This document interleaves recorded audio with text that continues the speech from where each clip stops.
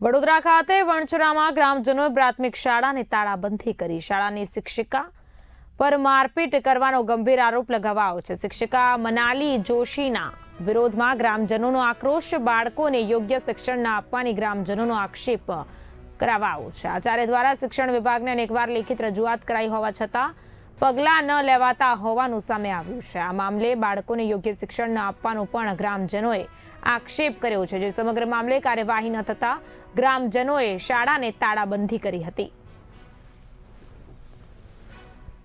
हमारी वनचरा आदर्श प्राथमिक शाळा એટલે કે ગુજરાતી શાળાની અંદર જે તાળાબંધી થઈ છે એનું મુખ્ય કારણ એક જ છે કે મનાલીબેન પી જોશી જેઓ વિરુદ્ધ અમે લોકોએ તાલુકાની અંદર આજે 7-8 મહિના પહેલા જે રજૂઆત કરી હતી અને જેમાં એમના વિરુદ્ધ અરજીઓ આપેલી હતી, જેના અરજીઓ વિરુદ્ધ જે લોકોએ તાલુકાની અંદર જે તપાસમાં મોકલ્યા હતા એ લોકોએ 2 વખત તપાસ કરવામાં આવી હતી। એ લોકોએ જિલ્લાની અંદર મનાલીબેનની તરફેણની અંદર તપાસ કરેલી છે, એટલે કે જે લોકોએ જેના વિરુદ્ધની અંદર આખું ગામ હતું, આખા શિક્ષકો હતા અને જે છોકરાઓ બોલતા હતા એ લખવામાં નહીં આવ્યું અને એના તરફી તપાસમાં થયેલી છે, જેના લીધે તાલુકામાંથી કે જિલ્લામાંથી કોઈ પણ મનાલીબેનની વિરુદ્ધની અંદર કાર્યવાહી થઈ નહીં।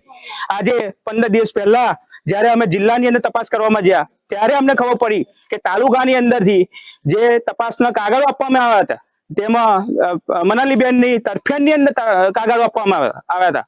આજ તે વખતે જ્યારે ડીપીઓ સાહેબને જ્યારે કહેવામાં આવ્યું કે અમે કાલે આજે છોકરાઓના ભવિષ્યના લીધે અમે તાળાબંધી કરવાની અંદર ફરજ પડશે, તો સાહેબે એવો